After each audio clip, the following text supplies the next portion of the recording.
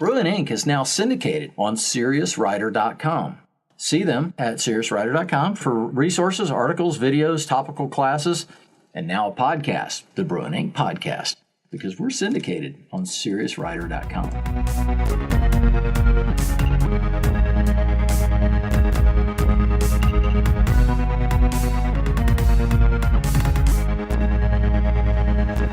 All right, well, welcome back to an Interbrews episode. And I have with me Bethany and Michelle. Hey, guys. Hey. Hey. How you guys doing? Amazing. Good. Thanks for having us. Oh, you're welcome. I'm surprised that you have agreed to spend this much more time with me after being at my house and playing with my dog and my kids.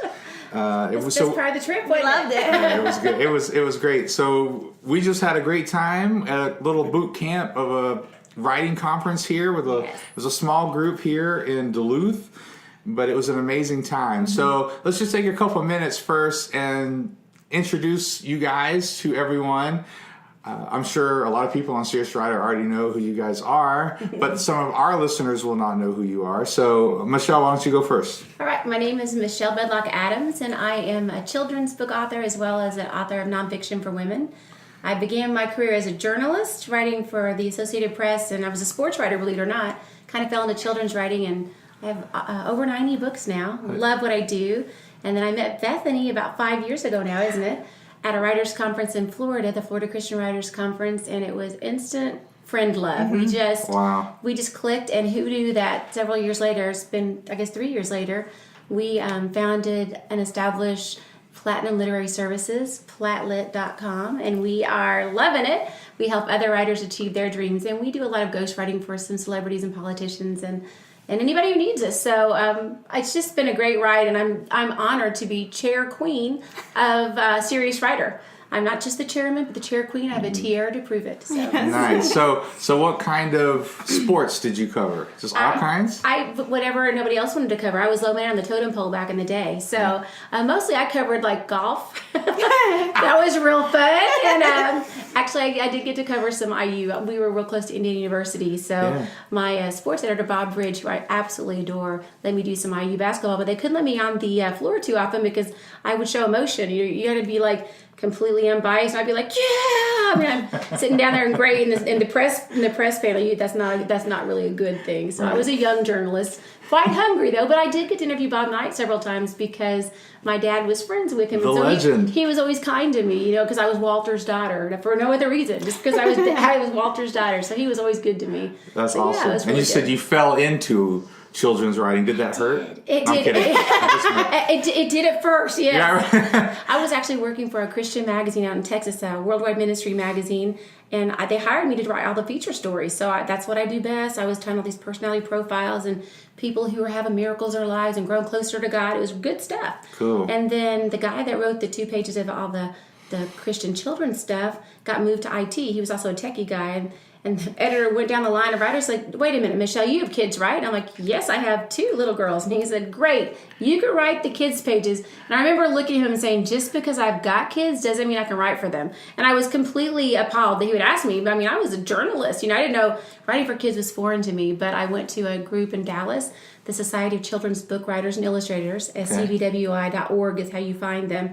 There's chapters in all the big cities, and they just loved on me. Those women took me in. It's not even a Christian organization. It's just, but they were so good to me. And I read every book that I could find on how to write for kids, and I figured this thing out. I might have read a few of them myself. Right, we were talking about that, and that's how I started writing children's stories, and really had no idea that was a part of my journey. But I'm so thankful that it has been. I love it. Just love it.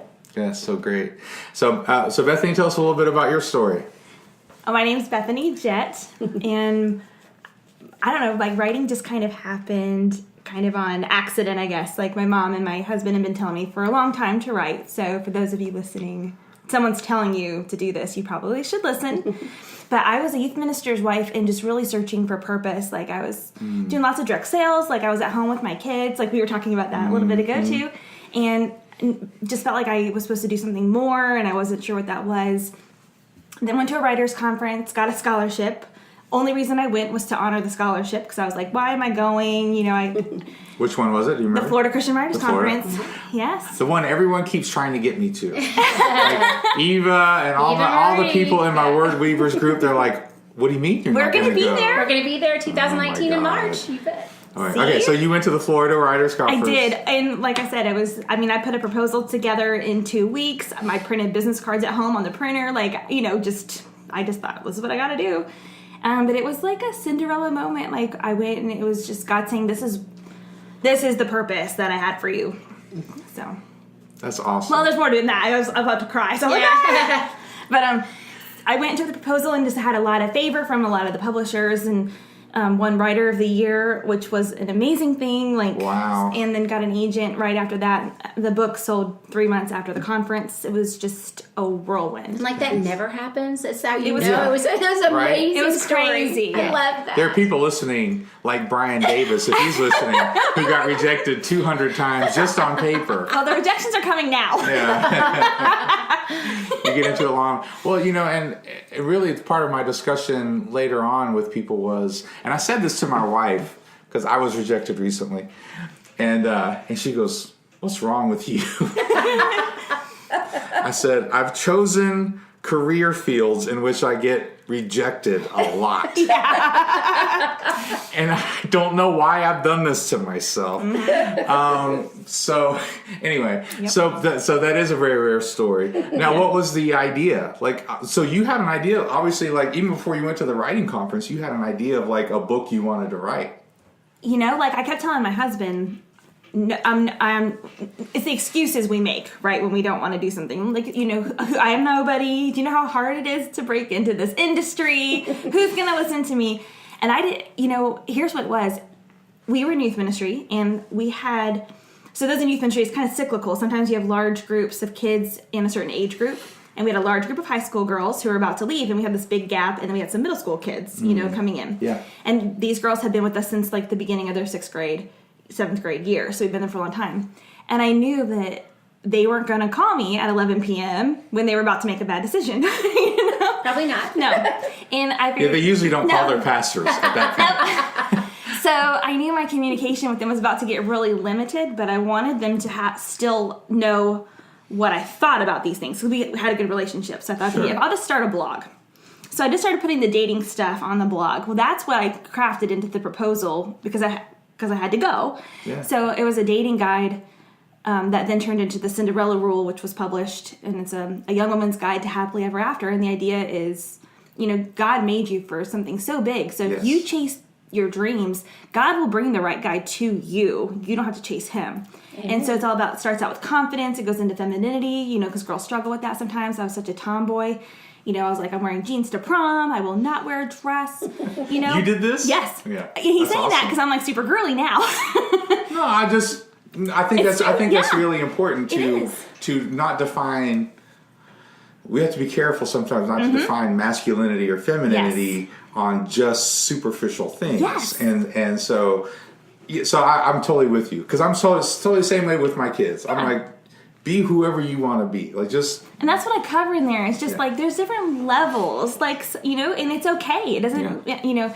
And so we just cover all that, and then it goes into the dating kind of thing. So for single girls in high school and middle school, they can totally get stuff out of it. And then when they're starting to date, or in a relationship especially, covers like the red flags. These are things you need to watch out for, the things you should be doing, things you shouldn't be doing, all the way up into engagement. So it kind of just walks them through the whole process. Yeah. So what I love about this story is something that I've been talking about, and I talk about a lot, is the importance of purpose. What I love about your story so far, and for both of you really, but as we get into the serious writer part of it later, but one of the things I love to talk about is purpose, because there have been studies about what makes you happy, right? And they've literally done studies on people like, if you just do you try to be happy, you're almost never happy. But what actually gives people a deep contentment is being a part of something they feel is bigger than themselves. Yeah. Yes, I agree. Yes. Like that's actually how we were designed. If you are people of faith, right? Yes. Then that's how we were designed. We were designed to become a part of something and to live as part of something bigger than ourselves. And so they actually have studies that show that's when people, as much as they might sacrifice, like, come on, how much as writers do we were talking about earlier, like, you don't get paid for a long time before, but it's got to be passion, there's got to be purpose, right. and yet people feel so much connection to it. So I love that about your story, that your writing wasn't just like, let me make $1 million, let me be big. You really had a focus and a purpose behind it, and I think that's really amazing. I think that's really great. It was the answer that I didn't know. Yeah. And it's important for all people. That's what I'm saying, to have that kind of purpose, whether it's writing or not, is to be connected with something with purpose. So you guys met at the conference. We did. Yes. And became instant BFFs. Pretty right? much. No, I'm kidding. She was walking down the hall, and I just saw. I was like, oh, I like her. And I was like, I love your belt. And like, she was like running in because she had to be in there, but I didn't even know. I didn't know her, and she's like, thank you. And then he said something about my hair or something, and then she went back in, and then I saw her go on stage, and I'm like, oh, I want to take her class. I want to learn from her. And so I went into her. I was only there for one day at this conference, and I took her class, and everything she said, I was like, commonality after commonality. I was like, oh my gosh, I love her.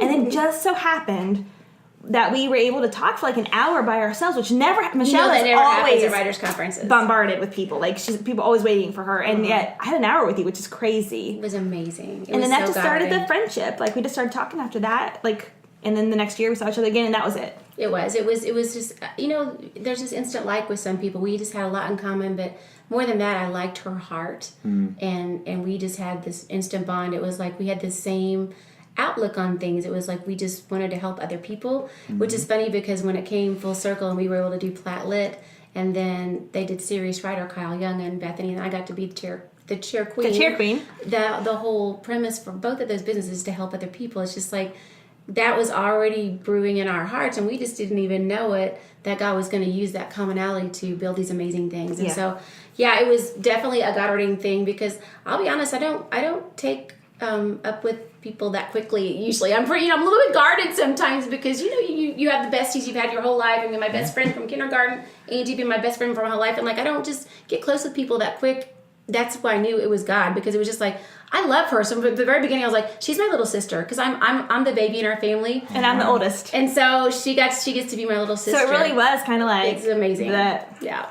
We're family. We really are family. I love her children. I mean, we just really, we love each other. It's true. Well, and that's something we were talking about earlier, and even last night, when my dog was, almost peeing on you and everything. We love Mabel. Hey, Mabel. We all love Mabel. But just with anything, and I can't compare it, because I think it really is every industry, but just how important relationships are. And that's one of the first things that we say as in our company, in Phoenix Roasters. Relationships are everything. Relationships are the core of all that we do. That's right. And that's why we deal directly with the farmers and all that stuff. It's all because we have that idea that relationships are very important. So I really love that so much of what you guys have been able to accomplish together is based on relationship. And I think that's really cool. So at what point did the Serious Writer thing come up? So you guys met 5 years ago, became instant BFFs, got the lockets, right? Were there lockets? A lot of jewelry. We do matching bracelets, and So, but at what point did the Serious Writer thing come in? That started when my husband and I left ministry and he went back into the military. So we were waiting for his military spot to open up. And it was about maybe 6 months in, and the spot really should have opened up much sooner than this. And I just remember telling him, I think God's waiting on me. I said, I don't want him to be waiting on me. Right. But he was, because I wouldn't have started Serious Writer Academy, which is part of Serious Writer. It's one half of it. Yeah. If it hadn't been for that, I was just content to go be a military wife and stay home with the kids. I was kind of just burnt out. And I was going to write. That was my goal. Mm-hmm. But so I started Serious Writer Academy to kind of just bring in extra money, and I just started teaching people how to do nonfiction proposals, because that's the only thing I knew how to do. I was such a baby in the industry. I thought, one of my life mantras is, learn everything you can, teach as you go. And I thought, I can teach them how to do this, this one thing. Yeah. And because I'd been going to the conferences, I knew people. And I thought, if I can help leverage the network that I now have, that God's blessed me with, to people who can't get to the Writers' Conference via video conferencing, then I'll do that. So it sort of started out as like piecemealing webinars together with people that I had met who were teaching at conferences to people who wanted to be part of the academy. Right. So that was half of it. Yeah. 2 years later, I meet Kyle Young, who was, we were actually, here's the crazy thing. Kyle Young, Michelle, and I were all 3 finalists for the same award at Blue Ridge. For the YA nonfiction category. And I hadn't met Kyle, and I didn't realize Michelle and I were competing against each other for whatever reason. We didn't know until that night we were competing against each other. That we didn't know we're in the same category, which was so weird. We were like, that's really weird because you can see everyone's names. I don't know why we didn't know. Neither one of us knew. So we get Michelle wins. The cheer queen beats us both. We love to bring that up, or I love to bring that up quite often. Well, as you should. Right? Yeah, so Kyle and I, good friends do. That's right. We don't know who took second and third place. So the joke is, we can never find out, because I told him, I'll be upset, I'll be sad if I won because I beat him, but if I lose to him, I'll be really mad. That's right. So there's no winner You're here. always saying, I won. It's a lose-lose. It's a lose-lose. So, but in my mind, he got third place. Yeah. Yes. But then, the next year, I met him, and I saw him again at Blue Ridge, and he had started Almost an Author. Now, we're all really competitive, very entrepreneurial, and so, I'm starting Serious Writer Academy, and I see him with all these people in Almost an Author shirts, and I was like, that was genius, so I'm watching him. And so, we just become friends, and then it wasn't until the next year, we were all sitting around talking, and then it was after the conference, and all of a sudden, I think Kyle and I were just on a call together, and he said, it was almost like one of those, should we? Yes. Kind of things. And because he likes to say, we had each had a piece of the puzzle. Yeah. He had the Almost an Author side where he was helping people build platform by writing for the website, which just hit Writer's Digest 2018 top 101. Which is in 3 years. It's amazing. Awesome. He had that. Crazy good. And then I had built a platform with Kajabi, New Kajabi, because it just started, they just founded that part of the program. And I had was bringing the videos and doing that kind of the side of it. So we're kind of each a side of the coin here. And it was let's merge these together under the Serious Writer we incorporated.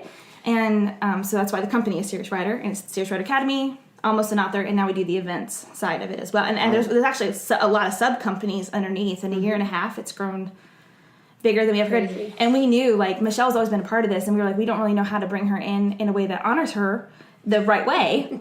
Until I was just happy to be tagged along. I just was she's amazing. And I was so proud. I'm this Serious Writer thing is legit. Y'all have to go to their conferences. I was just so happy to be a part.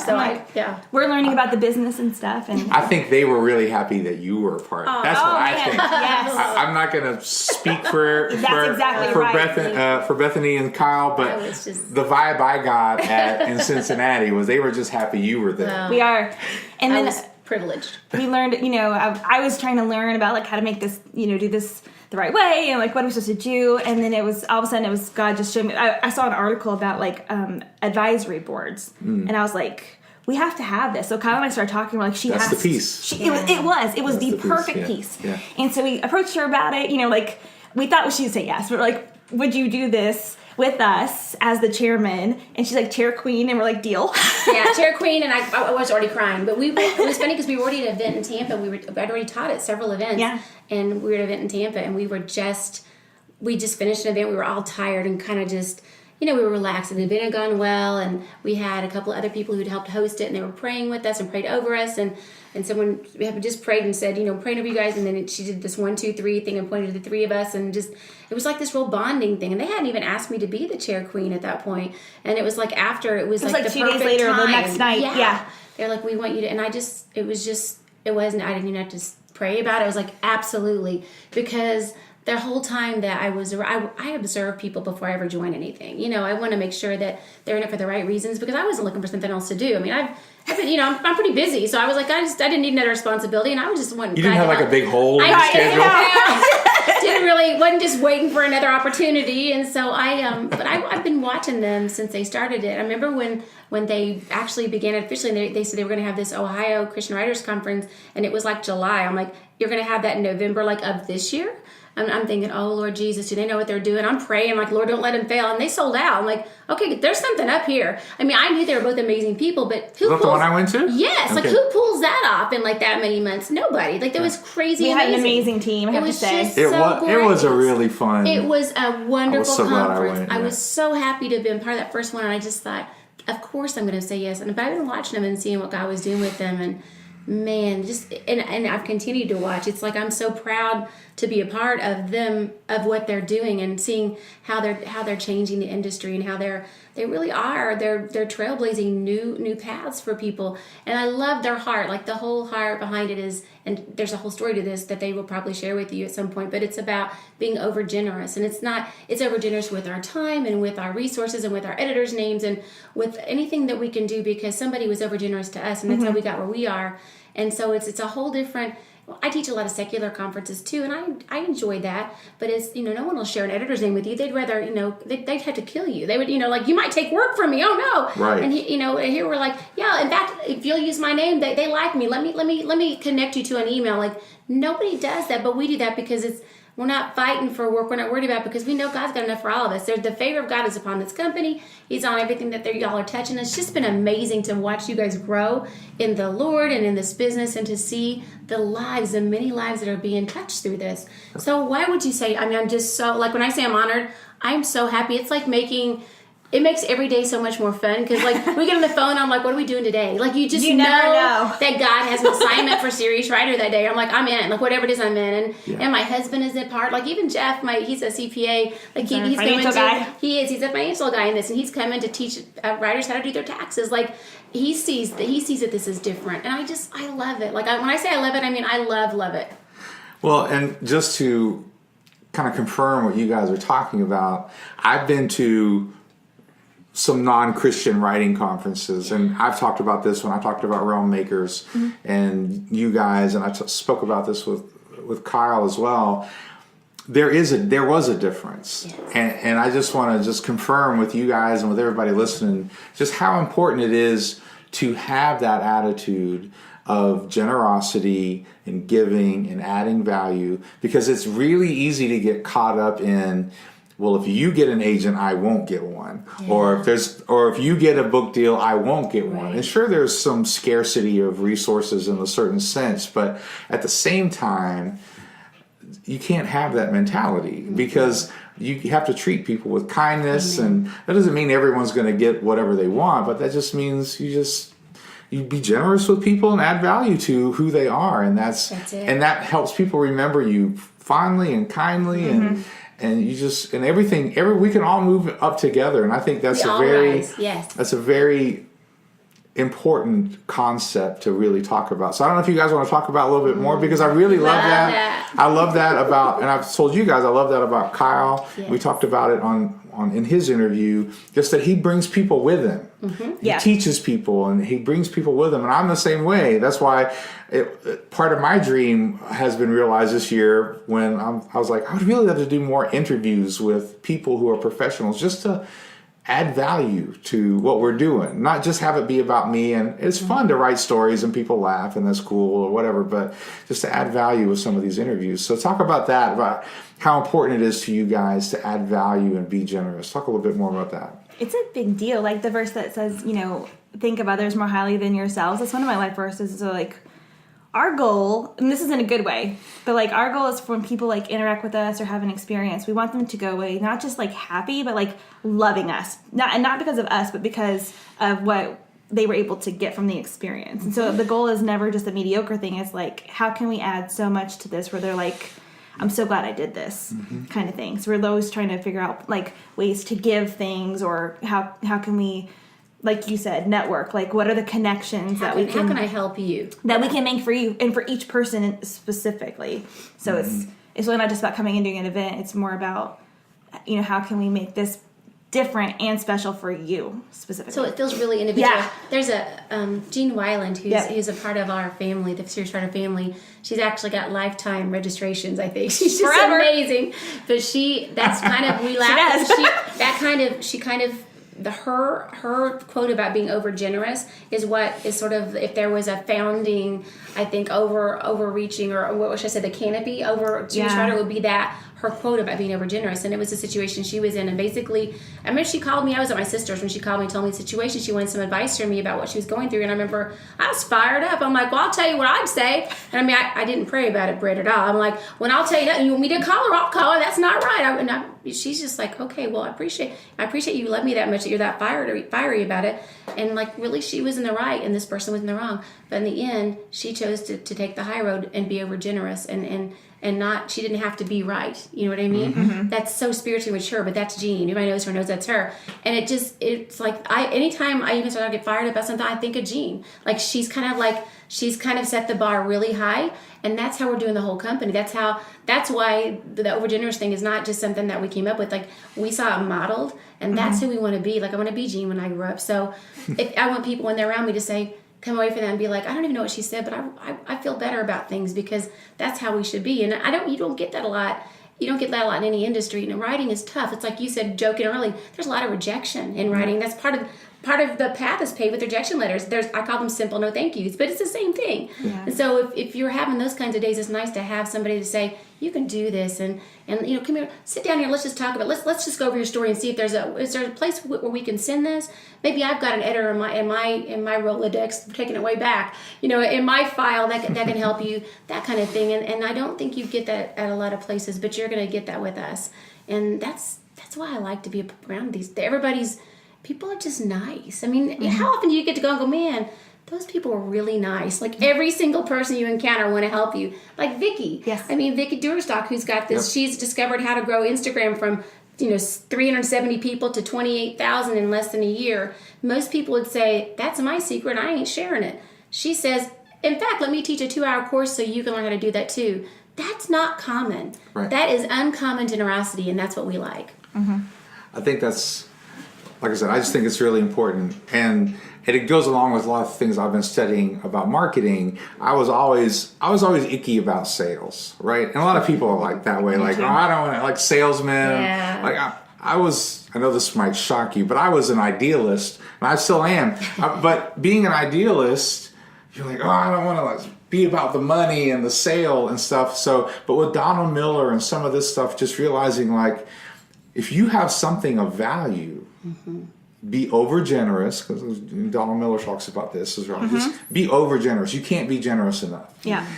And sell something you believe will really help people. There you go. And so, like you said about purpose, like, you came up with a book idea not thinking, this is going to make $1 million and I'm going to be rich and get a big house. Like, you thought there's a need. There's a need that I want to address. And those are the kind of things people can sense, that sort of authenticity. Yeah. And they can sense it in you guys and us with the coffee, realizing for us, it's the relationship is more important than whether or not you buy coffee. Absolutely. And all those sort of things. And living that can be hard sometimes because, right, you get the bills and you get the budget and you're like, I need to make money today. So, but still at the same time, having that long-term idea, like, it's bigger than this. It's about something bigger. Yeah. So what are some of the important things that you would say, like, if someone would go to SeriousWriter.com right now and they've never been there, where would you send them first? I mean, besides my podcast. But other than that, where would you send them? That's obviously first. Well, sure. Right? Definitely check out the blog tab, because that's where you'll find Fritz podcast. Yeah, there you go. No, but seriously, like you say, okay, just to get to know the site and what some of the things that are offered on there, where would you send them? Right now, I would send them to SeriousWriter.com/tour, because we're doing like 20 to 30 events next year. So exciting. And a lot of them are one-day events, and like we had here today. Which is so great. And so we're going across the country and just trying to do these one days to get people either prepared to go to a writer's conference to meet agents and editors, or maybe they're not even ready for that. They're just like, I know I need to do something with my writing, but I don't want to spend a ton of money to go to the conference because I don't even know if this is going to pan out. So we're like, this is a model where people can not spend a ton of money, connect with people locally, usually within at least a 2 to 3 hour radius, and hopefully walk away, okay, I know what my next steps are. I know up-to-date current information about the industry, especially like marketing, social media, the trends, things that we're learning all the time. And and walk away just feeling like, okay, I've got answers here. I'm ready to go to the next step or what I need to do. And we're adding more cities all the time. All the time. I mean, what happens is people come to one of the 2.5, 3 day conferences that we have, like the North Carolina one or the Ohio one, or what was the one we just did? Oh, North Carolina, Ohio. North Carolina, Ohio. There's one more. Right to Publish is one we sponsor. Oh, yeah, Right to Publish. Right, that's Right to Publish in Chicago. We sponsor. But they'll go to one of those and they'll think, okay, that was amazing. How can I get involved with Serious Writer? And so then we put something on Facebook. Hey, we're looking for people if you want to host a Serious Writer tour stop, like we reached out to you. That's right. Some people actually reach out to us and say, when are you guys coming to, Nashville, which is what just happened? We want to host that. We're like, okay, well, let's find a location. And that begins this beautiful relationship. And so Gene Weiland hosted one. Yep. We went to Tampa. We went all over last year, but we're adding more and more cities, different instructors at different places. But I love it because every time we go, there's new people. Sometimes when you do writers' conference circuits, because I've done those for years, Sure. you see the same people, You do. and I love it. It's like a big Family reunion. reunion, We yeah. love it. But at the same time, I'm wondering, how do we reach other people? And we're finding that by having some of these at colleges and places that there aren't the big writers' conferences, that we're reaching a whole another group of writers that we didn't know. And it's amazing how those relationships are building so quickly, and they're diehards. They're like, oh man, we would be a part of this. It's also a nice shot in the arm between the big conferences. Yes, that's what I was going to say. Right? Yes. Speak about that, because it's true. We need that. This is Kyle's big thing too. That it would be the first thing out of his mouth actually if he was sitting here is a year between Besides writers. Go Michigan. We Florida can't talk State about is that. winning right now Oh, no. against Miami. Hopefully that's still true. But going between writers' conferences, like a year is a long time. Like that's a lot of time for discouragement to set in, or like rejection letters in that time. And so what we're kind of hoping to do too is pop into cities where people can be like, okay, I can go to the conference, but then I can also go over here and get the one day. It's like a booster shot. Or on some of them, if we have them like a month or two before, that has actually, we've seen people come to our one days, get so encouraged, or at least find the right path, and then they sign up for the next writers conference in their area. Because they feel ready. Like if you go to Blue Ridge, which has over 500 people, and that's your first conference, you might be a little overwhelmed. You might be like, okay, I'm just going to go rock in the fetal position in my room, because it's a big, wonderful conference. But if you go to a one day and you get your feet wet and you figure out how to do some proposals so that you can then go to a conference like that one or another one that's really big, okay, then you go armed with ideas and proposals, and you feel a little more confident going into this huge arena with all these people who seem to know what they're doing. I remember, and I was actually on faculty, been going to a conference that was that big and thinking, how did I get here? Like it's a little bit daunting. Yeah. So I think the one days are good for several reasons. They're less expensive. Everybody can probably find $79 or $59 or $99 lying around. You can probably, but you might not have 4,000 or 5,000 or even 2,500 just lying around, or maybe you can't take 5 days off work, but you can come on a Saturday, or you can come on a Friday to a thing like this. And if you do the buddy passes, it's even cheaper. You can bring your best friend, and you guys can go together and save some money. So you can invest like 5 or 6 hours or a whole day and that amount of money, and find out if this is for you, or find out what I can do to take it to the next level. If that's getting you ready for that next conference, we're kind of like, it's not a competition. It's kind of like we're paving the path for you to go and do that. It's really, it's a kind of a feeder system. And then our conferences then are, we bring in agents and editors and all the same people. It's amazing. But I love it because Kyle, who is, co-owner of this, he has relationships with editors and publishers in both the ABA market and the CBA market. So sometimes at his conferences, you're going to see editors there that you don't see other places, which I found that to be really beneficial for me, because I kind of knew all the same people. So I'm like, hey, I don't know this guy, but let me pitch him some books. I mean, it's a great thing that happened at Right to Publish. I was like, I've never seen 3 of these editors. I'm going to go meet these people. It was new. It was new people to meet that I'd never met in all the years I've been at all the conferences. So I like that too. It's just worked. It just works. People love it. Yeah, and one of the things and we saw it today, one of the things I like about how you guys do these one days is somebody might think, oh, well, she's a children's, and women's nonfiction, and she's a this or whatever.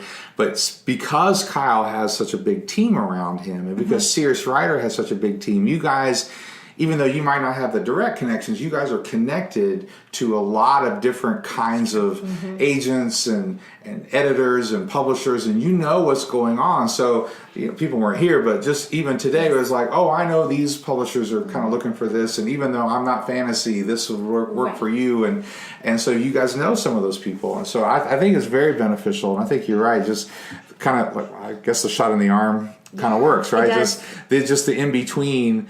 Especially for people who don't have a community close by them. Yes. That can encourage them on a regular basis. And actually, we've partnered with Word Weavers too. Which is amazing. Because of these Mondays, especially people who live locally, we were talking about what happens on the other end of it. And then, kind of like, well, we don't really want to start support group, writers groups, but we're like, oh my gosh, Eva Marie Everson has started Word Weavers. I was like, I wonder if she would partner with us. Yeah. And she was like, absolutely. And so what we try to do, if there's Word Weaver groups in the area, a lot of times they'll host it. So we help bring in the new writers, but then it also gives people who come, they kind of form a they family during the day because we get so intense with like the training. It's intense. Yeah. And then they walk away, but then they have people to talk to. Like they made friends, they networked, and now all of a sudden they've got a writing home until the next event. And so that has been wonderful. Yeah, and just for the people who listen to our podcast, they know for us, a writing group has been so instrumental in encouraging us. We have everyone from people who have been writing a little longer, like me, and we've got a brand new writer, with Evie, and we've got people in between.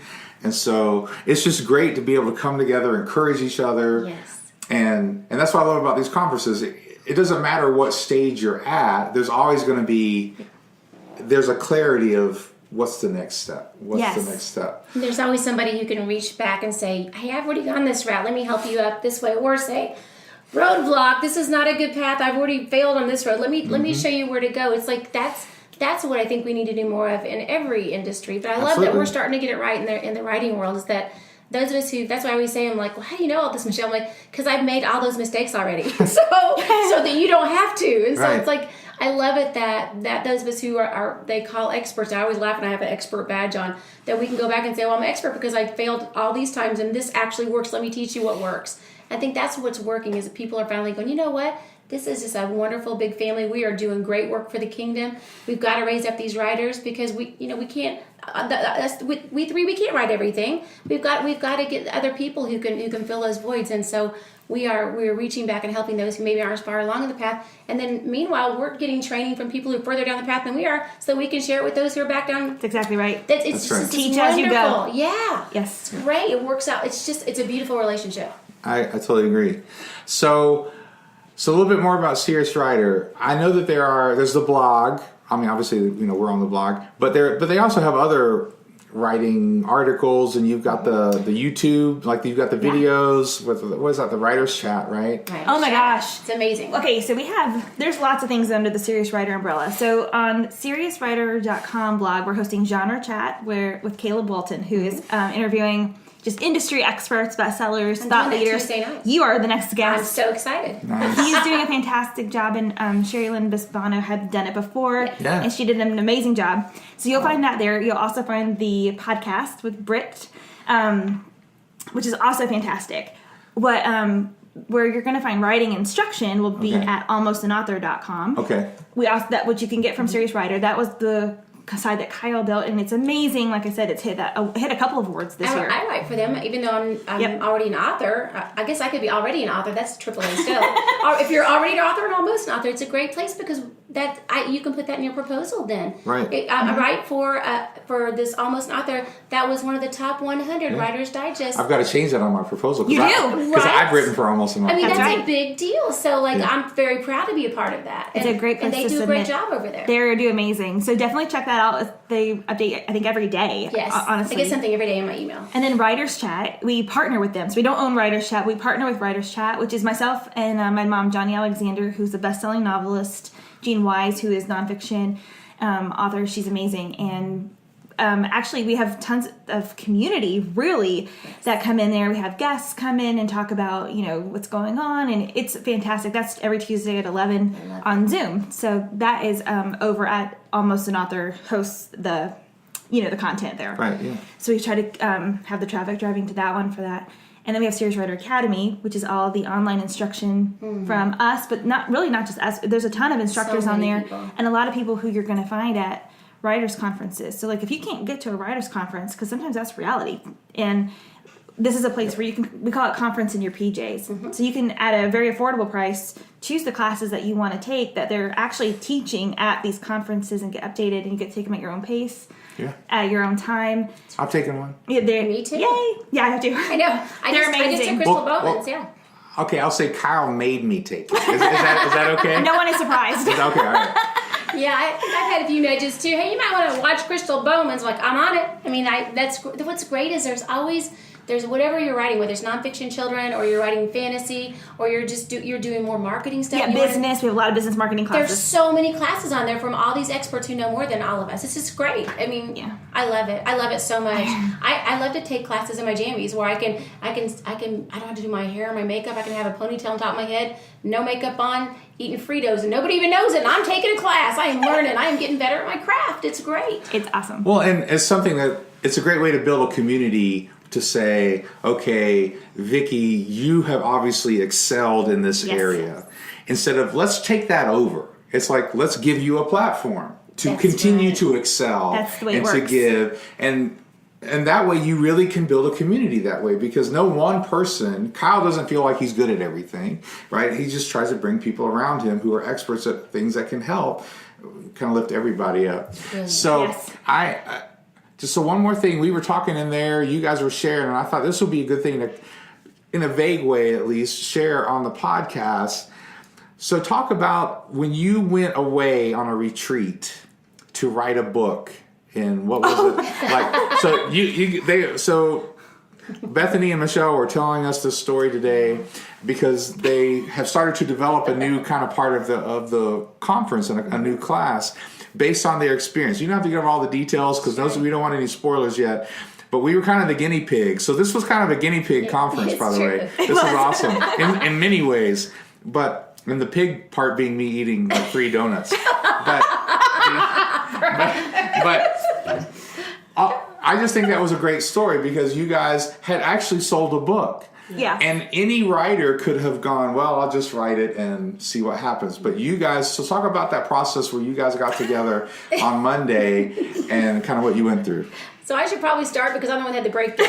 So I have what we call Michelle meltdowns quite often, actually. I think I'm getting better, but apparently I was tired, so I wasn't here. But we rented this Airbnb. Airbnb in Yankeetown, Florida, which is basically in the middle of nowhere by a swamp. So, I mean, they wouldn't even deliver pizza there. That's how far out in the middle of nowhere we were. We had to go to like a hot spot to get Domino's at about day 4. Now that is far. That is far out. And someone won't deliver They pizza did to a not place. deliver That pizza is to the us. boonies. So we went the first day. We had this whole plan. We were going to write this book in a week. We sold the book. We had time. We wanted to get this done in a week while we were together. No children there, no husbands, no dogs, just us. We were packed. We brought comfy clothes. We used grocery shops. All of our food prep would be that night. And then after all that was done, we sat down and opened our computers and looked at the proposal. And we both got so depressed. I'm like, oh my gosh. We were embarrassed. Because we teach about proposals. We know how good they're supposed to be. I'm like, I cannot believe that this sold. We were so upset with ourselves. I'm like, Bethany, I've done so many mom books. I mean, I could name them. Daily Wisdom for Mothers. I did Love and Care for Only You, which is also for women and moms. I did what's the chocolate one? When Chocolate's Not Enough, Survival Guide for Moms. Like, I've done a lot. Title. Isn't it? That's a great title. I got some recipes in that one. But lots of different mom books. I mean, I could probably name 6 or 7 mom books I myself have written. And I looked at and I said, why would I want to write this book? I've already written this book like 7 times. What was I thinking? I'm like, I don't know what we're doing. Like this, we have nothing. I don't know. I mean, I literally had a complete meltdown, and Bethany's like, I don't know either. And we've already signed the contract, and we told our husbands we're going to write this book in a week, and we spent the money. We spent the money, and we are here, and all we have to show for it is low carb food because we're both on keto, and I hate life, and I hate you. I mean, it was just ridiculous. And so Bethany's trying to like calm me down because she has a way of going, it's going to be all right. It's going to be fine. So I put on some Joel Osteen because I wanted to listen to encouraging stuff. Listen to a couple of them. And then she's Miss Podcast. She listens to all these people that teach her things that I don't even know what they mean. So you pick up from here. Okay. So she says. So like we're in the kitchen, and I was like, I think I needed to get into like the work mode. So I'm like, well, I buy all these courses and never listen to all of them. So I'm like, you know what? Let's listen to Brian Harris. So shout out to Brian Harris because he's the guy for email marketing. Amazing. And I've got his rapid list building course. And I was like, listen, we have to go through this because we have to build our email list. I said, let's start there. Like, we'll figure out how to do this. We're not going to write the book tonight, so let's just listen to how we can build our list in case we lose this contract. So there were several breakthroughs just in module 1 and 2. Yeah. And then it was like the next module or something. And all of a sudden he starts talking about how to figure out how to do like opt-in offers, with your email list. And he's like, I'm just going to walk it. I love him. He's like, I'm just going to pick a topic and walk you through this and we'll go step by step. And we looked at each other as we were listening to this and we're like, you know what? Like this concept, this is how we're going to write a book. And we're like, oh my gosh. It was like, what was funny is I fought her on, I didn't want to listen to, I wanted to go off the low carb and order a pizza. We did order pizza. And I wanted to watch a movie. I'm like, I don't want to listen to any, I don't want to learn anything. Like, because I kept saying to her, like, Bethany, we have to write a book this week. Like, do you understand? Like, she said that so many times. I'm like, why are we going to listen to more education? Like, you can listen on your own time, girl. We got a week to get this book written. And I was like, what is wrong with her? And then I didn't know it was all part of God's plan. So we were listening by the third module. I'm like, oh, now I get it, God. And it's like that. What he did, it's not the same thing, but those principles, those 5 principles that work for this email marketing and opt-in thing work for writing a nonfiction book. It really worked for fiction as well. But it's like, I don't know if anybody else would have seen it that way. Right. But the way God, it was like God, when you're reading the word and there'll be a scripture, at one point you like it's fine, but at one day, like, it's like, there's a light shining on it, this like, bells are going off. Yeah. That's kind of how this was for us. We went, oh my gosh, this is brilliant. We will do this to write this book. So we're going to give moms, because it's called They Call Me Mom, it's going to give moms exactly the content that they want. By doing these principles, we're going to write to fill their need because we're going to know what they want. Right. We're not just writing old stuff. Let's just write what we've always written. No, we're going to write exactly what they want. And it was humbling in a way too, because not only... I didn't feel humbled until later, like when I thought about it, because we were just in work mode. We were just crazy. Yeah. But we just started thinking, you know what? It doesn't matter what we thought was going to be good for this book, because half of what we thought was going to be good, they don't care about at all, based on what we learned from the research principles that he was teaching. When we started doing the research, we were like, we are off base. And so we actually, this is a secret, so don't tell our husbands. But they'll never listen. We didn't write, Kyle Young can't know either. We didn't write one word of this book that week. We spent the entire time going through and researching the way he was teaching how to do email marketing. We said, we're going to take this and do nonfiction writing with it. And so we did so much research for this book that week, so in depth, that when we actually wrote the book really fast on the other side. But we know, like, this book, it's raw and real. I am too, and it's exactly what we know they want, because they've shown us. The audience talked, and we found out where they were talking, and we listened, and that's what we gave them. And it's proven, and it's got spiritual, but it's also got really practical takeaway, which is what moms want. They want real, raw transparency. Give me vulnerability. What I need right now. Yeah, and it was just, it's everything that I wanted to say, but didn't know that anybody wanted to hear. But then whenever we did the research, we're like, okay, so somebody does care about this. These are topics that not are just important to me. It's important to these moms. And so then it also changes your heart for it. It's like, I'm not just fulfilling a contract and telling the same old stories that you've heard a million times. No, it's like, I'm going to write what you need. So it changes your heart. You're like, how can I, it's like that service thing. It's like, how can I serve you? How can I make your life better by reading this book? Because I know you don't have time to read a lot of books. So if you've taken time and money to purchase this book and taken the time to read it, I'm going to make it worth your while. And I really believe God used that to show us this is so not about us. It's so about the reader. Like, we should know that anyway. But sometimes in the throes of deadlines, you just are like, I'm just going to get through this. It just changed our whole attitude. Like, we're so privileged to have this contract, and we don't want to waste it on just old stuff. Let's give them what they want and what they need. And not what we think. And not what we think. You know, with this book too, like, one of the great things about it is Michelle is a mom of 2 girls. Yes. I have 3 boys, and her daughters are now married, having their own babies. kids. I saw. You know, and like mine are still like little, and so we both come at it from perspectives of parenting, you know, Different little girls, stages. Little boys, the stages of it, and we each talk in each other's devotions, and we also learned so much about what moms cared about that we hadn't even thought of. Yeah. And that was the humbling part. It was like, I thought this was a comprehensive devotional to hit every need, and it wasn't. But the takeaways and the sidebars that we have in there, I'm going to be so proud to give this to any woman, because at some point there's something in there that I know she's going to be able to use, because there's practical stuff in there along with the vulnerability. We cried all the way through it. It was amazing. We laughed too because there were some stories. There's some funny stuff in there. But we did. We would finish it and it'd be such a heart tug. I mean, we did. And the biggest thing too is that because of all the research that we did on the back end, like we're going to be able to give away a ton more content, like probably 5 times the amount of like value to people that's in the book, but even apart from the book. On the marketing side of it, like we can't wait in the next couple of months to start generating the giving value content. That's going to start soon, and we're just going to keep going. I was excited just talking about it today in the class. Yeah, it was great, and part of the thing I liked about it, it goes back to the purpose. Like, do you believe you're selling something that's going to give someone value? Do you believe and you guys do now, because, and I think it's a great lesson to sit down and ask those questions. Am I just doing this to fulfill a contract, or am I really trying to do something that's going to give value? And I totally believe I am a work smarter, not harder kind of guy, which is why when someone asked me to write a children's book, I was like, well, I'm going to read. I got to figure out. I'm not just going to like willy-nilly do it, which that's my wife's word, willy-nilly. I'm just not going to just up and do it random. I got to figure out. I got to get in the headspace. I got to get in the right spot.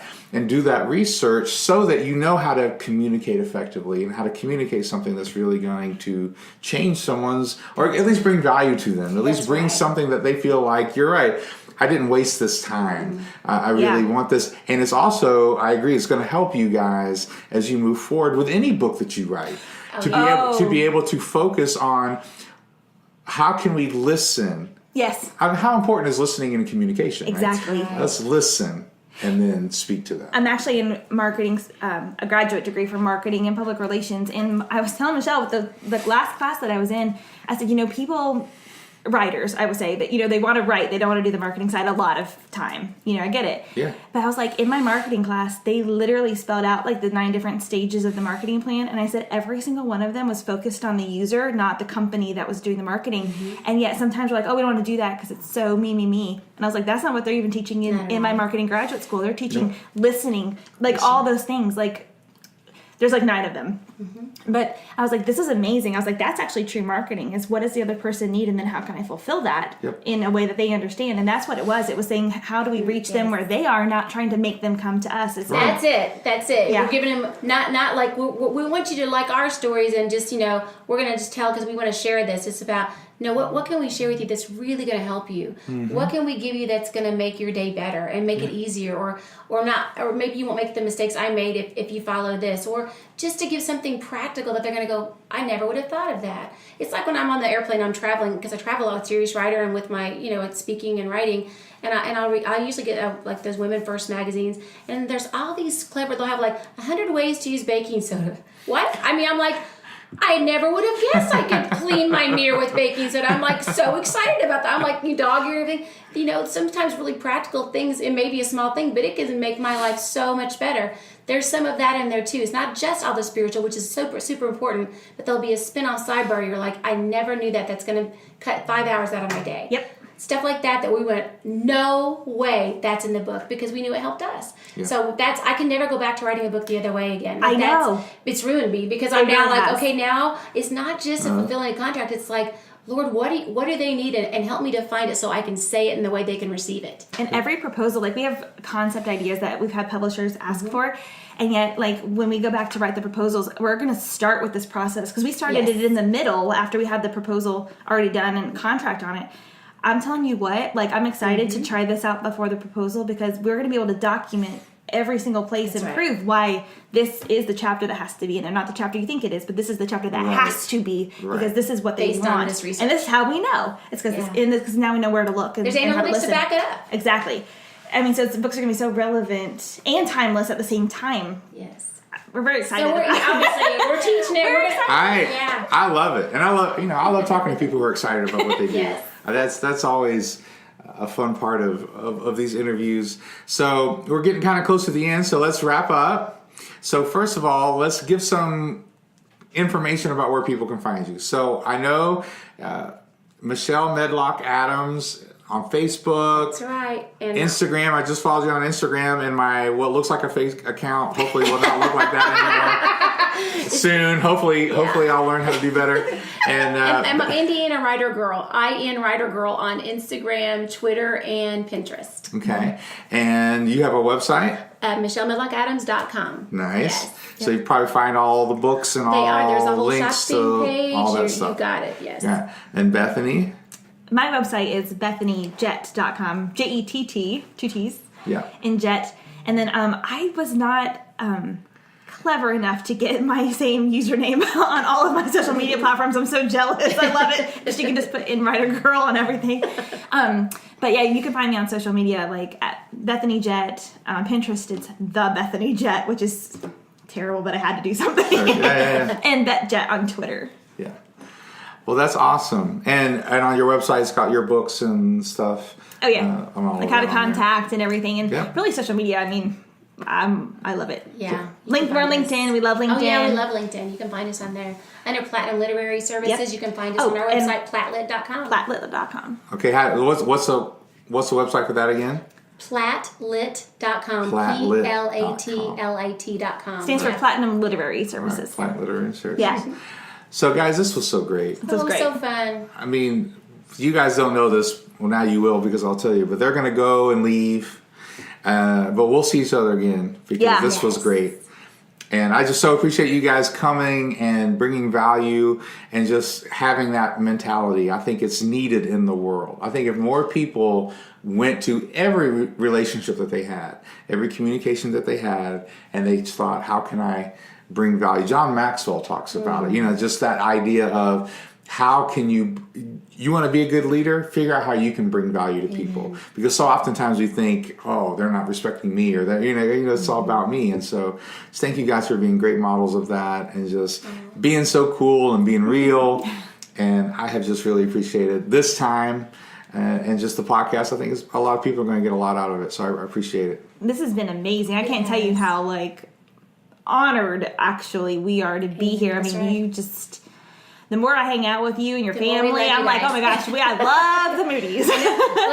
And we already told you, Becca's like the coolest person ever. Coolest person ever. We just want to take Becca with us. Becca and Mabel, and actually, now the your whole kids. Yeah, because we got to hang out with the kids last night. night. I'm like, we went upstairs after playing with your kids, basically. I'm like, are those the most talented children, or is it just me? Like, we were so amazed. Like, that was so much fun. So you have a great family. So thanks for letting us hang with you. Yeah. I appreciate it. I started saying this when I was single. I'll probably cut this out later. But when I was single, I would go to some place and people would go, oh, it's so great to see you. Mm-hmm. Then I got married, and it was, if I went without my wife, it was, where's Becca? That's right. Like, I'm here. And then when you have kids, it's, where's the wife and the kids? Yeah, and I'm like, that's right. I mean, I know they're really cool. They really Believe are. me. So no, it's just a joke. It's just a joke I make. Like all of a sudden, I'm like, I thought we were cool. And Mabel, you can't forget about Mabel. Oh, and now Mabel. And she's doing much better. She's doing better than she used to. She just loves people. She doesn't know what to do with herself. She loves you right in the middle of it all. All right. Well, I appreciate you guys, and just have a good trip back. And this will be on the blog and be on our website and everything. So I'm really looking forward to just more time with you guys. So I appreciate it. Thank you. Thank you.